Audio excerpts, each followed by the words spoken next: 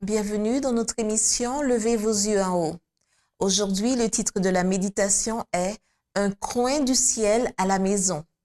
Si l'Éternel ne bâtit la maison, ceux qui la bâtissent travaillent en vain. Si l'Éternel ne garde la ville, celui qui la garde veille en vain. Psaume 127, verset 1. Nous qui vivons à la fin des temps avons le privilège d'étudier l'Ancien Testament en relation avec le Nouveau. Notre foi et notre courage devraient être renforcés, tandis que nous voyons s'accomplir les prophéties. Mais combien des croyants n'y a-t-il pas? Combien ne révèlent-ils pas leur égoïsme et leur manque de bonté dans leurs relations les uns avec les autres? Combien de soi-disant chrétiens ne semblent-ils jamais satisfaits à moins d'être engagés dans des controverses ou des querelles? Combien de cercles de famille sont brisés parce que leurs membres acceptent les suggestions de Satan et y répondent? Au ciel, on n'entend aucun mot déplaisant. On n'y abrite aucune pensée peu aimable. Là, l'envie, les soupçons, la haine et les querelles ne trouvent pas place. Une harmonie parfaite règne dans les parvis célestes. Satan connaît bien le ciel, de même que l'influence des anges. Son ouvrage consiste à insinuer dans chaque famille les cruels éléments de l'obstination, de la dureté, de l'égoïsme. C'est ainsi qu'il cherche à détruire le bonheur de la famille.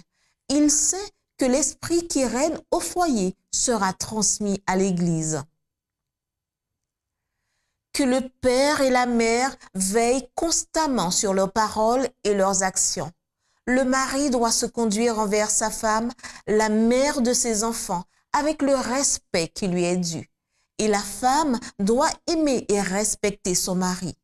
Comment peut-elle le faire s'il agit envers elle comme envers une servante? La régente, la commande, la gronde, lui reproche ses manques devant les enfants. Il la force à cesser de l'aimer et même à le haïr. Que Dieu aide les pères et les mères à ouvrir les fenêtres de leur âme vers le ciel et à laisser pénétrer le soleil du Christ dans la vie du foyer.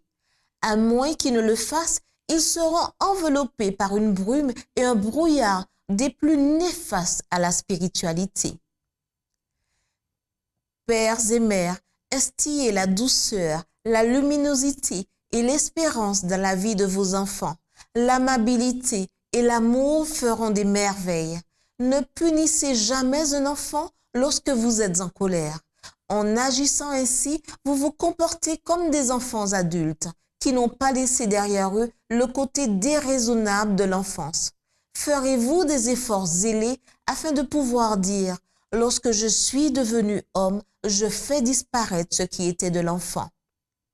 Ne manquez pas, avant de corriger votre enfant, de parler avec votre Père céleste. Lorsque votre pauvre cœur est adouci de sympathie, parlez à celui qui est en faute. Si la question peut être réglée sans l'usage de la verge, tant mieux. C'était notre émission Levez vos yeux en haut.